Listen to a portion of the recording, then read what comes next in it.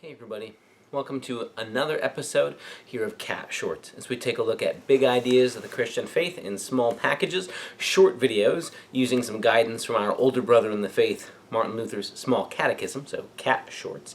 And as we go along the way, we're turning a corner into a new section of big ideas of the faith. We spent the first chunk of these episodes taking a look at the Ten Commandments and what they mean. And just a quick review, we found again and again and again our older brother in the faith kept turning us toward seeing all the commandments as ways of loving God and loving our neighbor, which is a way of loving God, and that our older brother in the faith, Martin Luther, had a way of taking the negative commandments, the don't do this commandments, and turning them into a positive, what should we do instead? And again, they all hinged on how do we love our neighbor. Okay, so much for that, right?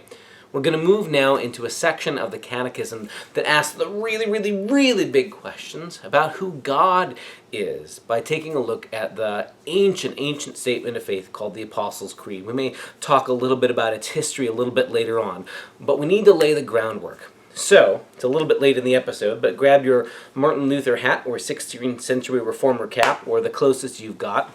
And today, to start things off, let's talk about circles.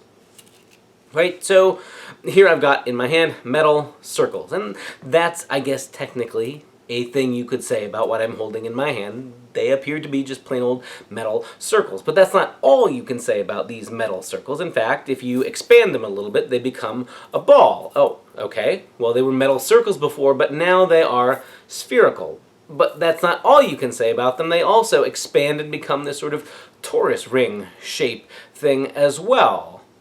It's not incorrect to say that they were circles. They indeed are circles, and you can look at them as circles. If I get them right. And you can look at it as a ball, and you can look at it as that torus ring thing. Circles, ball, torus ring, all accurate things to say about this shape. Part of the difficulty about an object like this is that it can be multiple things that are true about it at the same time.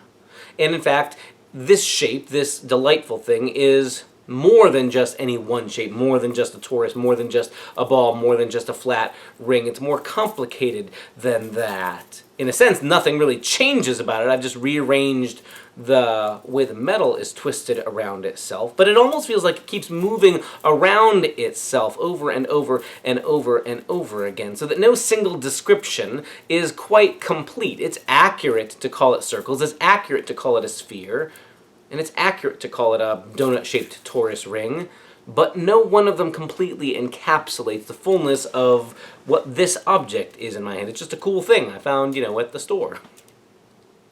All of our God talk is kind of like that.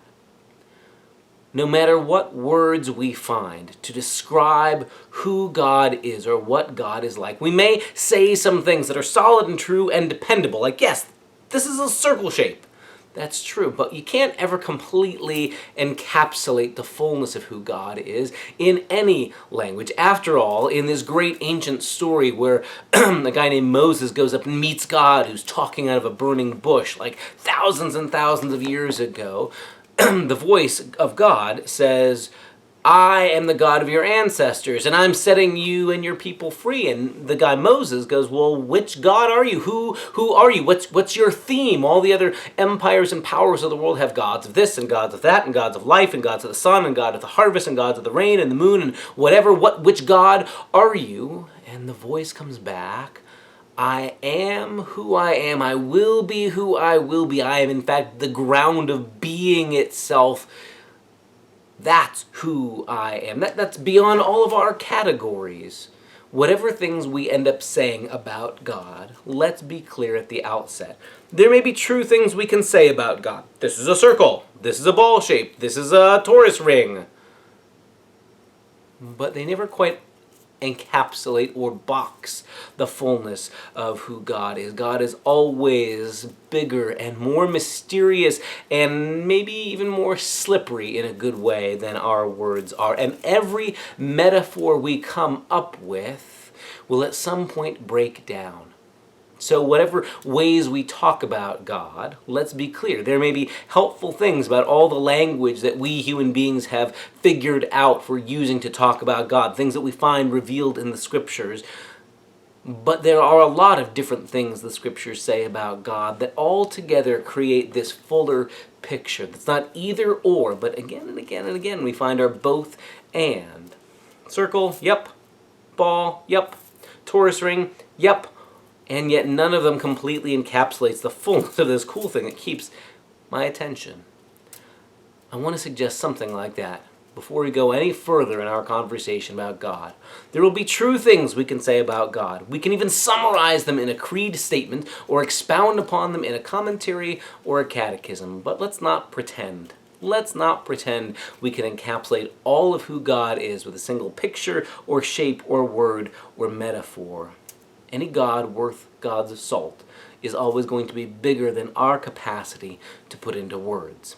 So we'll continue in the next episode here of Cat Shorts, but be prepared for God always to be bigger than we can imagine. See you next time here on Cat Shorts. Bye.